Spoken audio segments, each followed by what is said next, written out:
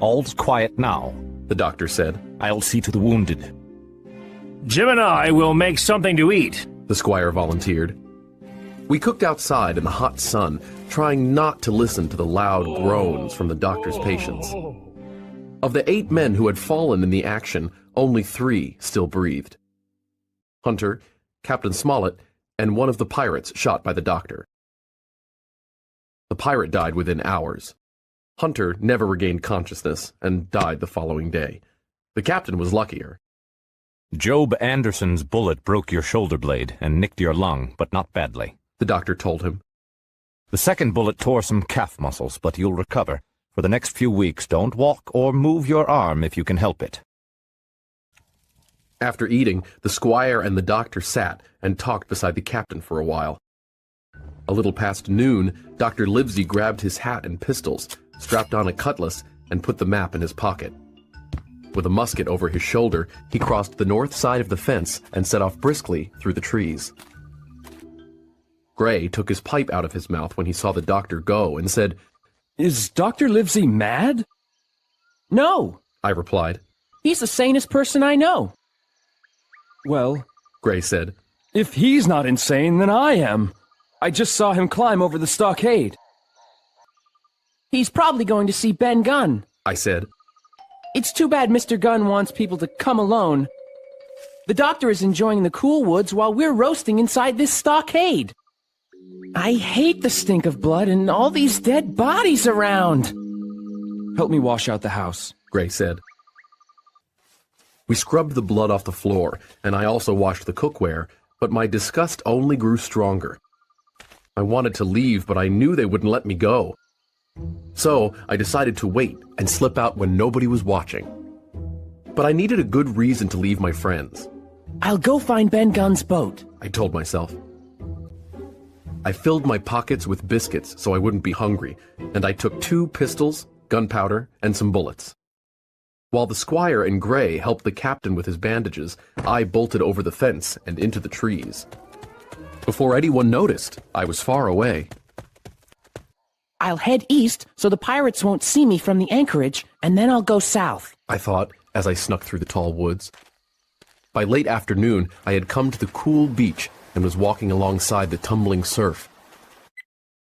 When I was far enough south, I took cover in thick bushes and crept warily up a ridge near a bit of sandy land sticking out from the shore. I was right between the sea and the anchorage, which was protected from the force of the ocean by Skeleton Island. The Hispaniola was still and quiet, floating on an unbroken mirror of water, with the Jolly Roger hanging from her mast. I saw a familiar pirate sitting in a shore boat alongside the ship, talking and laughing with 2 men leaning over the ship's stern. "Long John Silver," I whispered to myself. They were much too far away for me to overhear or see them clearly, but all at once I heard the most horrid, unearthly screaming.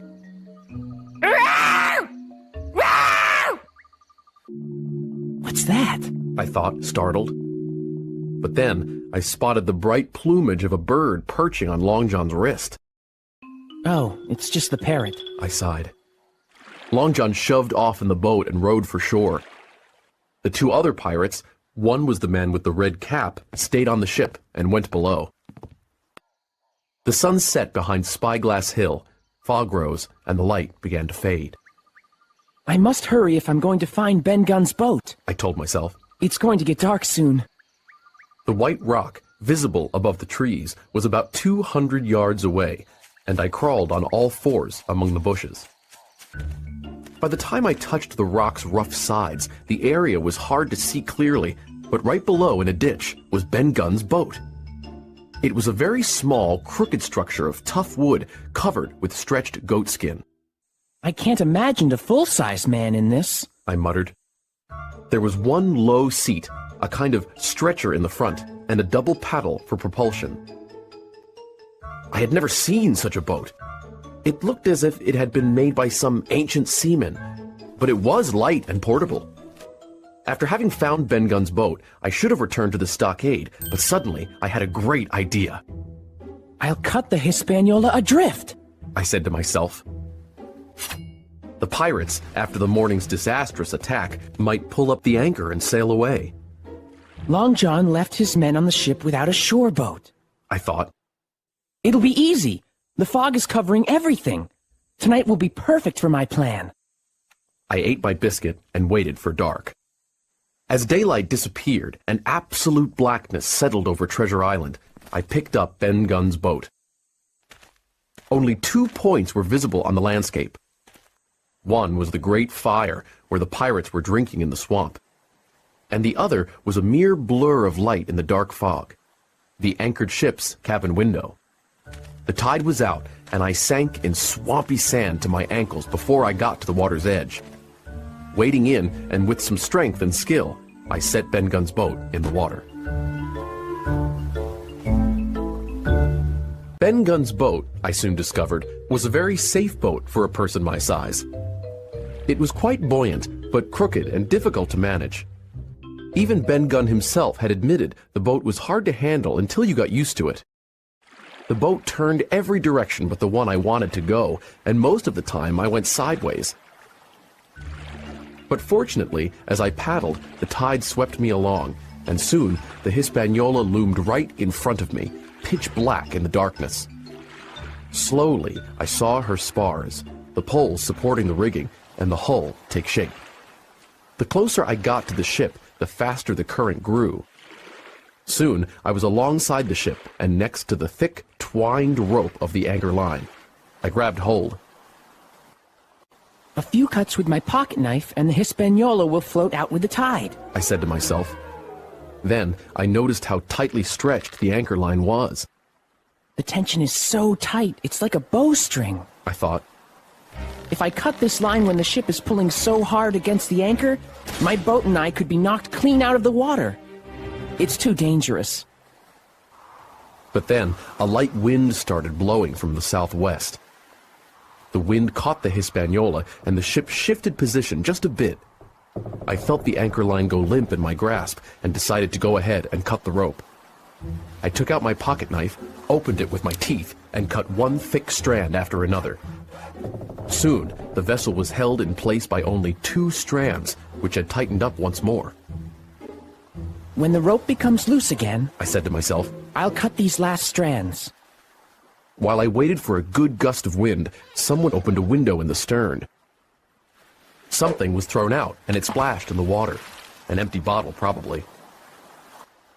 You stupid swab! One man shouted. I deserve a bigger share of the money! I recognized the voice of Israel Hands, and deduced that he was the other pirate left on the ship with Redcap. The name I started calling the man in the red nightcap. They were drunk and arguing. You're a dog! Redcap shouted back. You won't get any more! The men argued and cursed at each other. They'll be trying to kill each other soon, I thought. But they quieted down again and drank some more. Meanwhile, on shore, the glow of the great campfire burned warmly through the trees. Someone was singing an old sailor song. But one of her crew was still alive, of the ship that sailed with 75. At last, another strong breeze came and the ship shifted. I felt the rope go limp once more, and with a good, tough effort, I cut the last thick strands. The ship began to turn, spinning slowly across the current. I paddled furiously to avoid being flooded by the ship's wake, but I couldn't get out of the way of the huge turning danger. Lord, save me! I prayed as I lay down flat in the bottom of my little boat. All I could think of was being crushed on the jagged rocks. I'm going to die! I cried as I shut my eyes tight. I must have lain in Ben Gunn's boat for hours, beaten to and fro by the waves, drenched with the flying ocean spray, and expecting death at every moment. Gradually, weariness and numbness overtook me, and I fell asleep in my sea-tossed little boat. I dreamed of home and the old Admiral Benbow.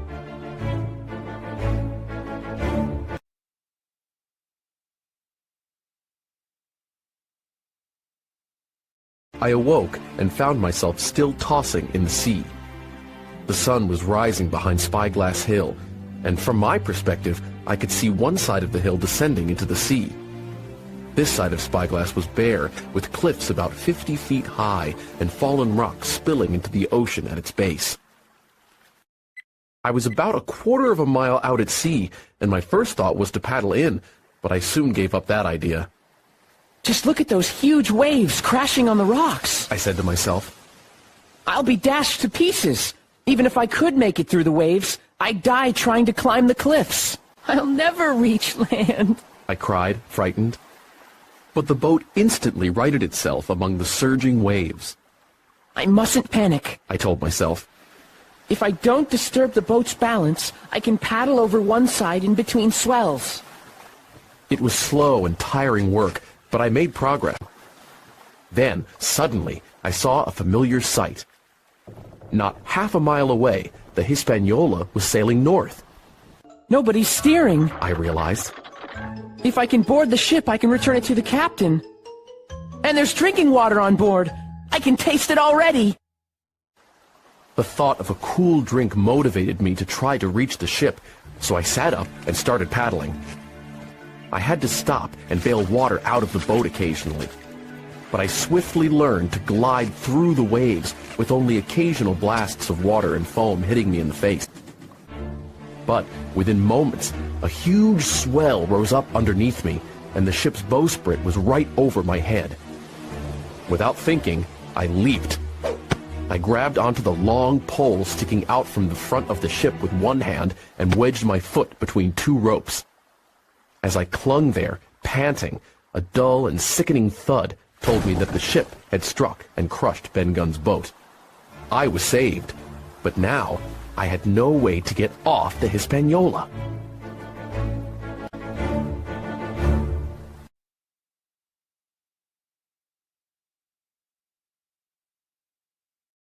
I barely climbed onto the bowsprit when a sail filled up with another breeze and flapped sharply, sounding like a gunshot. The sail almost hit me, nearly tossing me into the sea. Quickly, I crawled along the bowsprit and tumbled headfirst onto the deck. From where I landed, I couldn't see anyone, but the deck, not cleaned since the mutiny, was dirty with footprints. A broken bottle tumbled to and fro. Suddenly, the Hispaniola went right into the wind, and the whole ship shuddered with a horrible sound. At the same moment, the mainsail boomed, groaned, and swung aside, and that's when I saw the two pirates. Redcap was stiff and flat on his back, with his arms stretched out like a cross. Nearby, Israel Hands was leaning against a barrel, his chin on his chest, his hands lying open before him on the deck, and his face deathly white. The ship kept rising and falling, turning this way and that, as the boom swung to and fro, and the mast groaned loudly under the strain. Blasts of sea spray occasionally drenched the deck, and the men's bodies swayed with every movement of the ship. The deck was stained with splashes of dark blood. Have they killed each other? I wondered. Suddenly, Israel Hands turned and moaned with pain. His jaw was hanging open, and I felt pity for him, until I remembered he had planned to kill us. Are you all right, Mr. Hands? I asked, keeping my distance. Get me some brandy, He croaked, as he rolled his eyes to try and focus them. He may be dying, I thought. I raced down the stairs to the captain's cabin. What have they done? I gasped as I looked at the mess in the cabin. Anything that had been locked was broken open in the pirates' search for the map. Mud covered the floor where they'd sat drinking. The white walls were smeared with dirty handprints, and dozens of empty bottles clinked together in the corners. The doctor's medical book lay open on the table, half of the pages torn out. They probably used the pages to light their pipes, I thought in disgust as the lamp still cast its smoky glow. I went into the galley. The barrels were gone, and empty bottles were lying everywhere. They were drunk the whole time, I said. I found a bottle with some brandy left, and discovered some biscuits, pickled fruits, cheese, and a bunch of raisins. I came on deck, went to the water supply, and had a good deep drink. Then I gave Israel Hands the brandy bottle. The pirate gulped all he could. Aye, by thunder, He said. I needed some brandy. I sat down and ate. Are you hurt much? I asked. If that doctor was aboard, Growled the pirate. I'd be all right. But I have no luck. He pointed to Redcap. That swab is good and dead. Then he looked at me. And where did you come from? I'm taking possession of this ship, Mr. Hands. I said. Please regard me as your captain until further notice. He looked at me angrily, but said nothing. I don't like your flag, Mr. Hands. I told him. I ran and pulled down their black flag and threw it overboard. God save the king! I yelled. Captain Silver has lost! The pirate watched me slyly, his chin on his chest. I reckon, Captain Hawkins, He said at last. you'll want to get ashore now. Let's talk. Why, yes. I replied. With all my heart, Mr. Hands. Talk on. I sat down again and continued eating. I and this man, He began, nodding at the corpse. we put the sails up to get her back to the island. Well, he's dead now. So who will sail the ship? You can't. You're just a boy. Now, if you give me food and drink and an old handkerchief to tie up my wound, I'll tell you how to sail her. That's fair, I think. I won't go back to Captain Kidd's anchorage. I said. I'm going to North Inlet and we'll beach the ship there. I know I lost, and you have the better of me. Admitted the pirate. North Inlet? Fine. I'd help you sail up to Execution Dock if you asked me. By thunder. Good. I said confidently. We have a deal then. Suddenly, his tone changed. That's enough of this nonsense. He declared. The tide's low enough. Take my orders, Captain Hawkins, and we'll sail in and be done with it. Navigation was delicate and tricky, but Israel Hands was an excellent pilot. We'll beach her there. He pointed. It's fine, flat sand. No wind, with trees all around. Get ready now, boy. We're near the beach. Steer right a little. Steady. Right. Steady. Steady. Now, my lad. He commanded. Sail the bow into the wind. I swung the Hispaniola around rapidly and pointed her bow toward the wooded shore.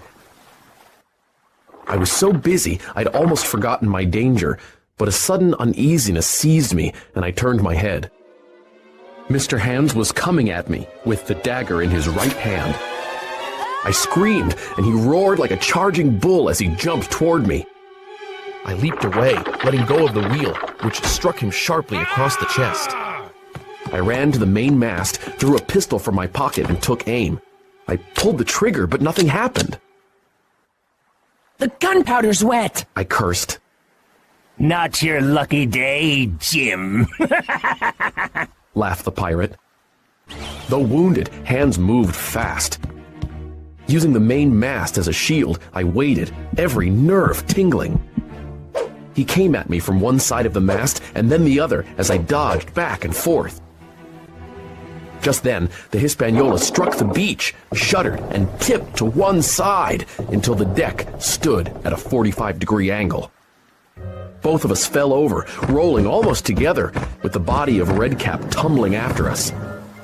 I got up first, but I had no place to run, so I sprang up onto the rigging, climbing hand over hand. Your luck has run out, Jim? Yelled Hands as he threw the dagger at me. It missed, but I didn't stop to breathe until I reached the crosspiece on the mast. I quickly changed the gunpowder in one pistol and started to reload the other.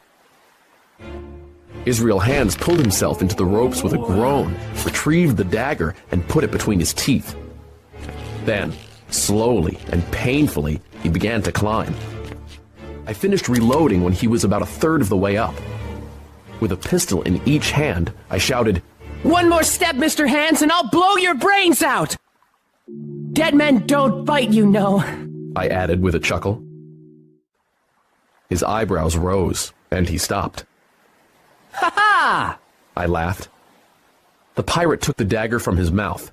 Jim, He said, I reckon we'll have to make a deal. I'd have killed you if that ship hadn't beached just then.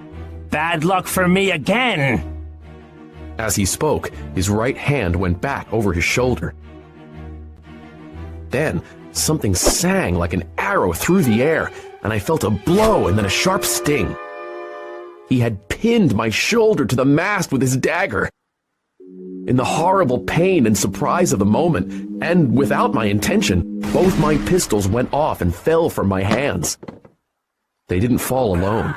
With a choked cry, Israel's hands fell off the ropes and plunged headfirst into the water.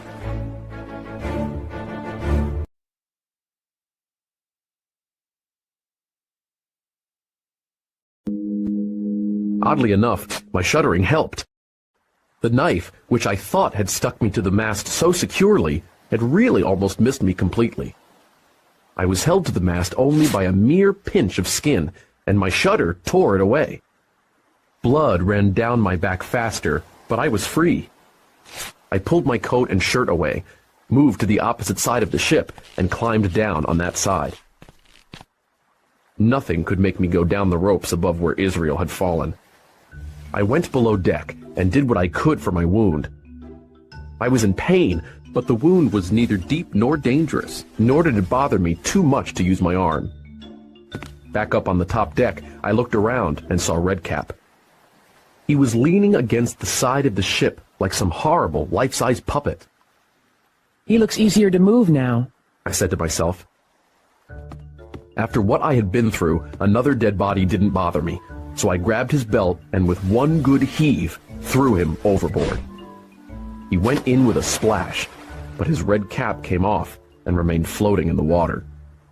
The evening breeze started whistling softly through the rope lines and rattled the sails. The wind may be a danger to the ship, I thought.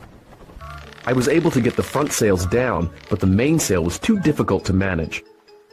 When the ship tipped, the mainsail had swung out so that now a foot or two of the sail was underwater. I got my knife and cut the lines that usually raise and lower the sail, and the loose canvas dropped instantly into the water.